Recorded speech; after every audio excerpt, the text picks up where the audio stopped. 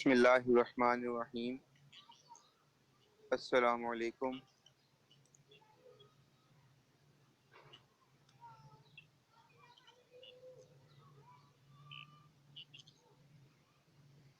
जी अनीजा, हमारे साथ कोई है या सब सोए हुए हैं अभी? जी सर, वालेकुम अस्सलाम। आपके साथ ही सर जी। अच्छा जी, बहुत शुक्रिया। हाँ जी, कोई हुआ है, आया कोई पतर पुतर डिपार्टमेंट यूनिवर्सिटी की तरफ से ऑनलाइन फिजिकल, कोई ऐसी बात आई है? कोई नहीं आई? नो सर, अभी सर नहीं हुआ। अच्छा अच्छा, मुझे बताएं कि हमने लास्ट टाइम फ्रीटीनी सब ग्रुप्स कर लिए थे।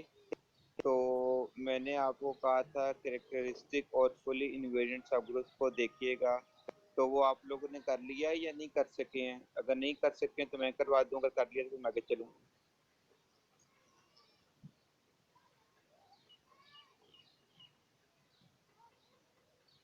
जी मुझे बताइएगा, कैरेक्टरिस्टिक और फुली इन्वेरिएंट सब ग्रुप्स का टॉपिक आपने कर लिया है तो ठीक है, अदरवाइज मैं आपको करवाऊं तो फिर मैं आगे चलूं, बता दीजिए मुझे।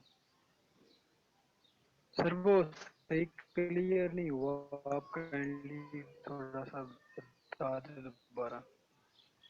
अच्छा, इस तरह से है। ये टॉपिक स्टार्ट करने से पहले एक दो बुनियादी बातें मैं आपको रिकॉल कर दूं कि हमने होमोमॉर्फिज्म और आइसोमॉर्फिज्म ऑटोमॉर्फिज्म के मुतालिक बातें पढ़ी हुई हैं बड़ी तफसीलन, कि अगर हमारे पास दो डिफरेंट ग्रुप्स हों और उनके बाइनरी ऑपरेशन बेशक एक जैसे हों या डिफरेंट हों, उनके दरमियान अगर हम कोई फंक्शन डिफाइन करते हैं और वो ऑपरेशन प्रिजर्विंग मैप बन जाए तो इसको हम बोलते हैं कि ये होमोमॉर्फिज्म है।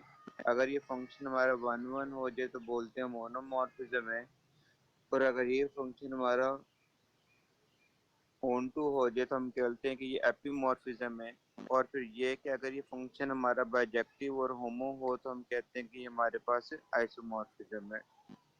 दूसरी बात, हम जानते हैं कि अगर हमारे पास ग्रुप दोनों तरफ एक ही हो और उनके दरमियान हम इस तरह के फंक्शन की बात करें तो वो और फंक्शन बाइजेक्टिव भी हो होमो भी हो तो उसको हम बोलते हैं कि ऑटोमॉर्फिज्म है।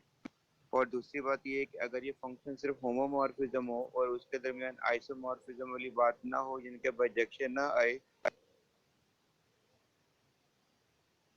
तो फिर हम इसे बोलते हैं कि ये हमारे पास एंडोमॉर्फिज्म है।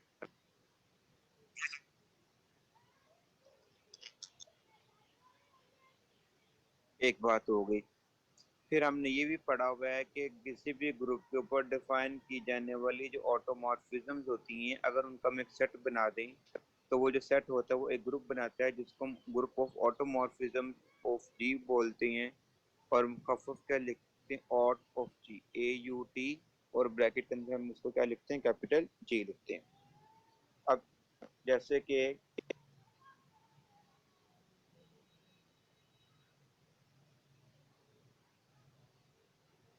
अगर हम Z2 की बात करें तो Z2 से Z2 के ऊपर जो बनने वाली ऑटोमॉर्फिज्म है वो एक ही है।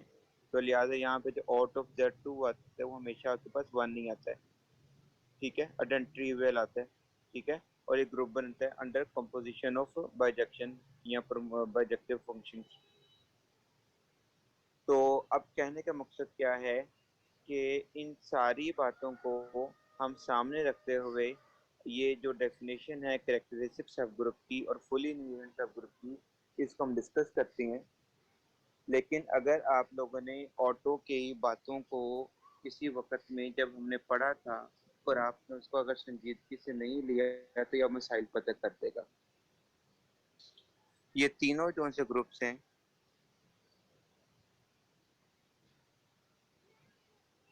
फ्रेटिनी सब ग्रुप्स और तो ये करेक्टरिस्टिक सब ग्रुप्स और फुली इन्वेरिएंट सब ग्रुप्स, ये बहुत इंपॉर्टेंट है।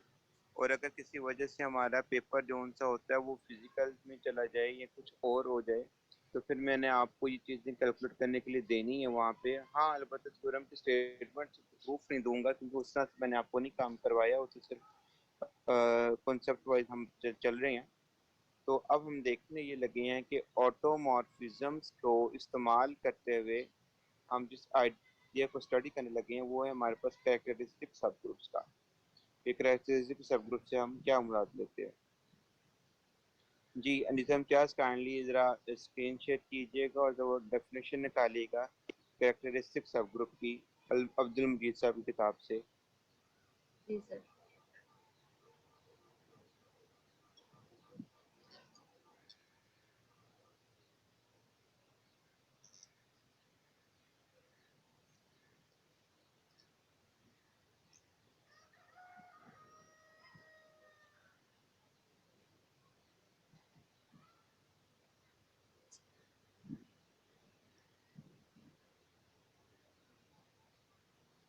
जी सर। सर ये जी शुरू में स्टार्ट में जो मैपिंग्स है वो बतानी है। नहीं, उसकी जरूरत नहीं है, सब ग्रुप जहाँ से बात शुरू हो रही जी है। Sir. A subgroup H of a group G is said to be a characteristic subgroup if and every automorphism of G.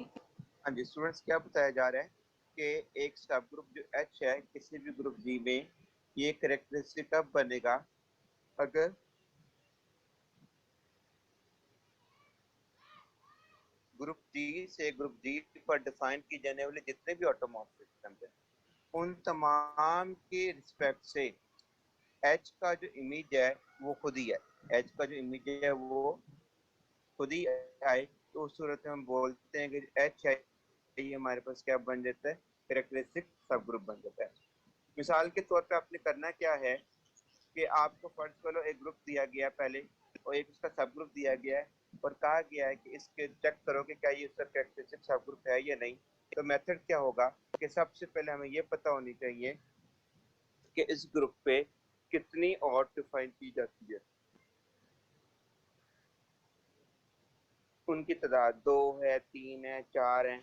उसके बाद आपको ये पता होना चाहिए वो कौन कौन सी ऑट है, वो कौन कौन सी ऑटोमॉर्फिज्म्स हैं जो कि डिफाइन की गई है, ये डिफाइन होती है। उसके बाद आपने सब ग्रुप एच को अप्लाई करना है और देखना है कि जो एच के एलिमेंट्स हैं उनके जवाब एच में से ही आ रहे हैं। तो फिर हम कहते हैं कि एच जो है वो हमारे पास क्या बन जाता है, कैरेक्टरिस्टिक सब ग्रुप बन जाता है। हम इसकी एक मिसाल देखते हैं और मेरा मिसाल कोई है आपके पास तो मुझे बताइए।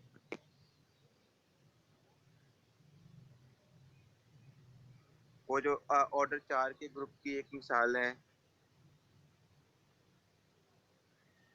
कि बताऊं दोबारा से आपको।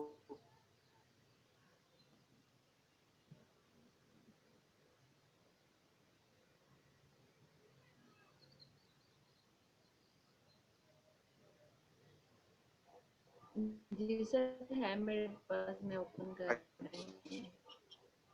ठीक है, जी सर हो गई। हाँ जी पढ़िएगा जरा।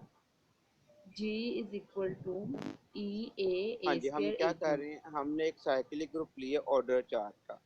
अब सबसे पहले हमें ये पता होना चाहिए कि ऑर्डर 4 के साइक्लिक ग्रुप पर कितनी ऑटोमॉर्फिज्म डिफाइन होती है। तो इसका मैंने फार्मूला आप लोगों को क्लास में बताया हुआ है कि जब भी आपने करनी है तो इसकी तादाद हमेशा 5 ऑफ ऑर्डर ऑफ 3 होती है। इसकी तादाद हमेशा 5 ऑफ 3 होती है। 5 से मुराद क्या, ऑलर्स 5 फंक्शन।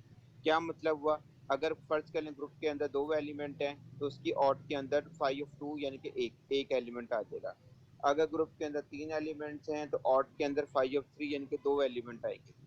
ठीक है, और ऐसे ही अगर 5 ऑफ 4 है आपके पास तो ऑड के अंदर आपके पास इसके कितने एलिमेंट आएंगे, 2 एलिमेंट आएंगे। 5 ऑफ 5 है तो इसके ऑड के अंदर 4 एलिमेंट आएंगे। क्या मतलब है इसका कि 4 ऑटोमॉर्फिज्म डिफाइन होंगी। अगर 2 एलिमेंट आ रहे हैं तो इसका मतलब है कि 2 ऑटोमॉर्फिज्म डिफाइन हो सकती हैं। अगर एक आता है तो इसका मतलब एक ही ऑटोमॉर्फिज्म क्या होगी, डिफाइन होगी। अब आप ये जानते हैं कि ऑटोमॉर्फिज्म कितनी डिफाइन होती है। इसके लिए फार्मूला है जो मैंने आपको ऑलरेडी क्लास में बताया हुआ है कि how many aut can be define on Z N, कि जेड एन पे कितनी ऑटोमॉर्फिज्म डिफाइन होती हैं। तो वो जारी बात है हर एक साइक्लिक जो सा आइसोमॉर्फिक है जी एन के, तो लिहाजा वहां से हमें पता चल जाएगा कि इसके ऊपर कितनी ऑर्डर डिफाइन की जाती है। अब फिलहाल जो हमारे पास ग्रुप है वो साइक्लिक ग्रुप है जिसके अंदर हमारे पास 4 एलिमेंट हैं। तो यहाँ पे हम देखते हैं कि कुल कितनी ऑट हमारे पास डिफाइन होती हैं और कौन कौन सी हैं वो। जी अनिता बताइए। Sir out of the 5 of G is equal to 2. हाँ Out जी, of कि G is out of equal G to का हमने यहाँ से ऑर्डर निकाल लिया कि कितने का ग्रुप है। फाई ऑफ जी है, और फाई ऑफ जी से मुराद को ऑलवेज फाई फंक्शन क्या मतलब है कि जिस एलिमेंट के लिए काम कर रहे हैं बाकी एलिमेंट उससे छोड़ते हैं और को प्राइम उनकी तादाद अब देख लेते हैं, तो वो हमारे पास 2 आ रही है क्योंकि एलिमेंट की तादाद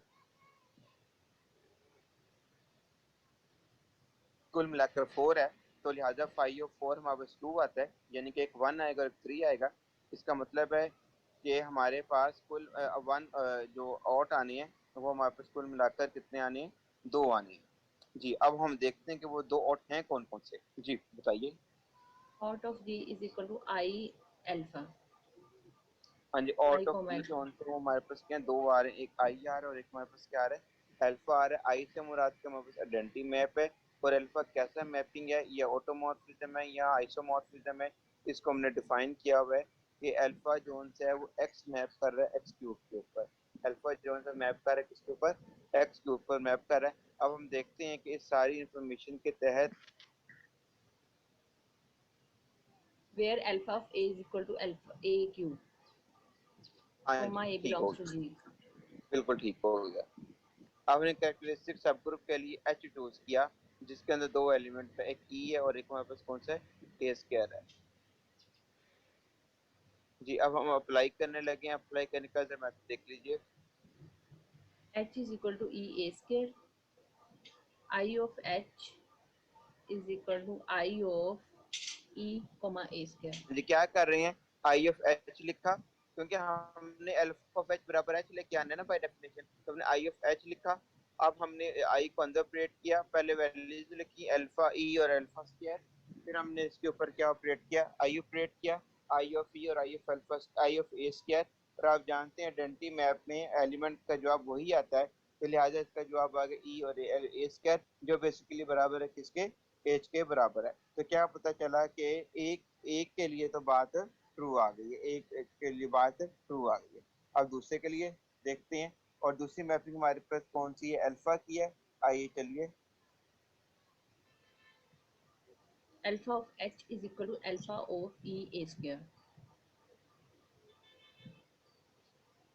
हाँ जी, अब हम क्या कर रहे हैं, अल्फा ऑफ एच, फिर क्या आ गया alpha of E alpha of A square. अब इनकी वैल्यूज निकालनी है।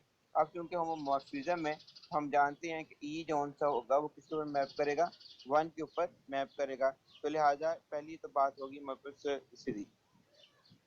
आगे देखिएगा, अब हम आगे जो मैपिंग हमने अब अल्फा ऑफ ए की कीमत निकाली है, इसके लिए हमने जो डिज़ाइन किया हुआ है मैपिंग ए से ए क्यूब की तरफ, उसकी तरफ हम रिव्यू करेंगे। तो हमने मैपिंग वहाँ से इस एक एलिमेंट की मैपिंग को देखते हुए हमें पूरे कार के स्ट्रक्चर को बना लिया कि आइडेंटिटी जो सी आइडेंटिटी भी मैप कर रही है, ए जो से वो ए क्यूब के ऊपर मैप कर रहा है, और ए फोर और ए क्यूब जो है वो हमारा ए के ऊपर मैप कर रहा है। ए स्क्वायर से ए स्क्वायर वाला जो है वो हमारे पास क्या हो रहा है, एग्जॉस्ट हो रहा है, या यूं समझ लें कि वो पूरा हो रहा है। और अब देखो तो अल्फा ऑफ ई बराबर आपके पास आ गया ई के। अब अल्फा ऑफ ए स्क्वायर की कीमत निकालनी है, इसके लिए हम रजू करेंगे जो हमने अल्फा डिफाइन किया हुआ है। वहां पर आप देखें, ये निजा बताइए कि वहां पर इनकी क्या कीमतें आ रही सर वहाँ पे अल्फा ऑफ E जो है वो E के equal, alpha of A square के इक्वल, हैं, अल्फा ऑफ ए स्क्वायर के इक्वल स्क्वायर आ रही है, के। ठीक जी है। सर। तो हमारे पास सेट में क्या आंसर आ गया, ई और ए स्क्वायर आ गया, ई और ए स्क्वायर आ गया, जो बेसिकली किसके बराबर है, एच एच के के। बराबर है। तो इसका मतलब क्या हुआ, यहाँ से क्या पता चला कि एच हमारे पास क्या बन गई है, कैरेक्टरिस्टिक सब ग्रुप बन गई है, किसकी, साइक्लिक ग्रुप ऑर्डर 4 की या जी की। हाँ जी, यहाँ तक की गुफ्तगू में अगर किसी स्टूडेंट का कोई सवाल है तो मुझसे फौरन पूछ लो, ये बहुत ज़रूरी है, बहुत ज़रूरी टॉपिक है। ये कैरेक्टरिस्टिक, प्रीटीनी, फुली इनवेरिएंट बड़े इंपॉर्टेंट सब ग्रुप्स हैं, इनके बगैर गुजारा नहीं होना। मैंने ये एग्जांपल आपको थॉरोली करवा दी है कि हाउ टू कैलकुलेट या how to investigate a sub group whether it is a characteristic sub group of some certain group और नॉट। अगर हम स्टूडेंट्स आपको यहाँ पे किसी किस्म का कोई क्वेश्चन है तो बिल्कुल पूछें, ताकि किसी किस्म का कोई इबहाम जो है वो हमारे अंदर मौजूद ना रह जाए। शाबाश। कोई ऐसा सवाल जो समझ ना आया हो यहाँ पे, जिसकी एक्सप्लेनेशन आप लोग चाह रहे हो, तो मैं वो क्लियर कर दूँ। की एक्सप्लेनेशन कर दें दोबारा। किसकी सही जी, अल्फा की अल्फा किस अल्फा तरह से देखो ना, डिफाइन अब ये देखिए, ये बड़ी इंपॉर्टेंट बात है कि अब असल काम वो आ गया जिसके लिए मैं शुरू से खौफजदा रहता था आप लोगों के लिए, कि आप लोगों को ये दो बातें पता होना बहुत जरूरी है। नंबर एक, कि किस ग्रुप पे कितनी और कौन कौन सी वाली ऑटोमॉर्फिज्म बनती है। ठीक है, हमने क्या किया है, क्योंकि ग्रुप हमारे पास साइक्लिक है ऑर्डर 4 का, और फार्मूला हम जानते हैं कि इस केस में क्या होता है, फाई ऑफ जी होता है। जो फाई ऑफ जी का मतलब क्या होता है कि नंबर ऑफ एलिमेंट्स और जिनकी तादाद एन से छोटी होती है और उनके साथ क्या होते हैं, को प्राइम होते हैं। क्योंकि ग्रुप का ऑर्डर हमारे पास 4 है, तो लिहाजा फाई ऑफ 4 निकालेंगे तो वो 2 आता है। इसका मतलब है कि 2 हमारे पास आनी है ऑटोमॉर्फिज्म। अब वो कौन कौन सी होनी है याद रखना आपने हमेशा, उनमें से एक तो लाजमी तौर पे क्या होनी है, आइडेंटिटी वाली होनी है। अब दूसरी वाली कौन सी होनी है, उसके लिए हमने जो उनसे है वो क्या फार्मूला बनाया हुआ है, हम जानते हैं कि बाइजेक्शन भी हो, होमो भी हो, उसको हम ऑटो बोलते हैं। अब होमो की जो प्रॉपर्टीज हैं उसमें आप जानते हैं कि आइडेंटिटी आइडेंटिटी पे मैप करता है, एलिमेंट अपने इन्वर्स में मैप करता है, और same order element same order के लिए।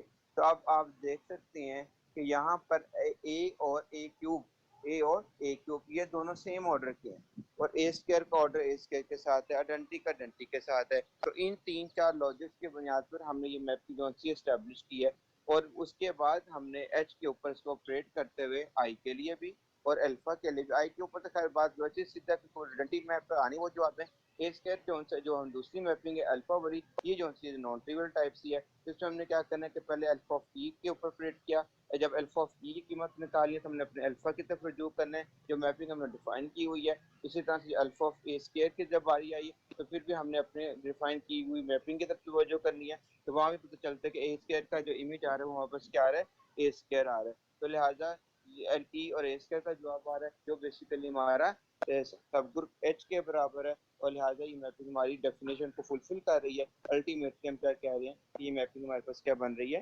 ये जो एच है ये हमारे पास क्या बन रहा है, ऑटो सॉरी एक कैरेक्टरिस्टिक सब ग्रुप बन रहा है। असल बात क्या है स्टूडेंट, हमारे लिए असल इम्पोर्टेंट बात क्या है कि जब भी हमने किसी ग्रुप को सब ग्रुप को साबित करना है कि ये कैरेक्टरिस्टिक है, तो उसमें सबसे इम्पोर्टेंट बात क्या है कि जितनी भी ऑटोमॉर्फिज्म बनती हैं, 2 बनती हैं, 4 बनती हैं, 6 बनती हैं, उन तमाम ऑटो के लिए जब कि उसको हम एच के ऊपर अप्लाई करेंगे तो जो जवाब है वो हमारा एच के बराबर ही आना लाजमी है। उस सूरत हम बोलते हैं कि ये हमारे पास क्या है, कैरेक्टरिस्टिक सब ग्रुप है। जी बताइए, कुछ बात क्लियर हुई है? जी सर। जी, इस हवाले से कोई और सवाल है किसी स्टूडेंट का तो जरूर पूछ लीजिए।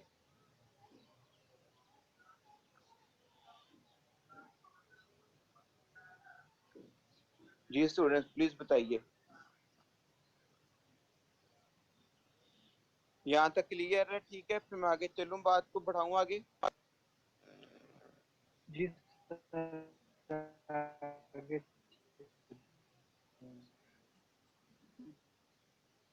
जी अच्छा, अगली बात सुन लो मेरी आप,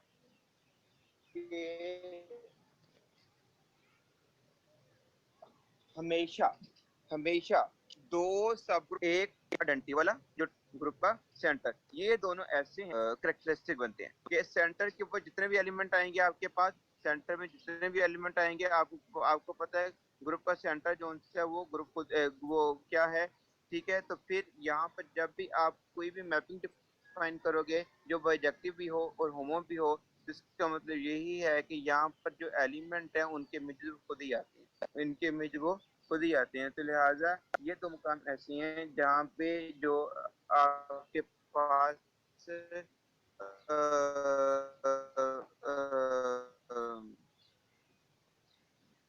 मामला हैं वो बड़े सादे से और के ऊपर।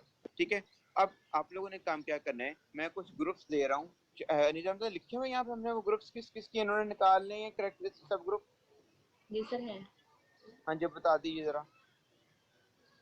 Z2, Z3, Z4, U5, U6, U8, U12, V4, A3।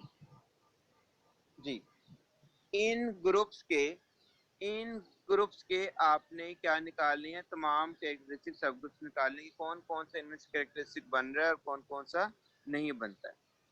ठीक है, इन तमाम ग्रुप्स के लिए आप लोगों ने ये काम करना है। क्या काम करना है, इनके आपने कैरेक्टरिस्टिक सब ग्रुप्स कौन से वो कैलकुलेट करना। जी, ये बात क्लियर हो गई है? जी सर। कोई स्टूडेंट का क्वेश्चन है इस वाले से तो मुझसे पूछ लें। जी, ठीक हो गया। नेक्स्ट टाइम जो सा वो हम फुली इनवेरिएंट के लिए जाएंगे, लेकिन उस काम को करने के लिए भी आज के काम को मुकम्मल तनदही के वाली बात भी हमें बेहतर तरीके से समझ में आ सके। जी, कोई सवाल किसी स्टूडेंट का है तो मुझसे पूछ लो।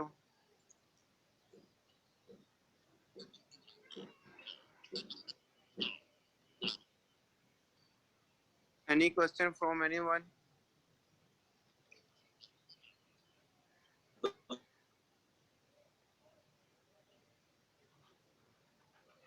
चलें, ठीक हो गया।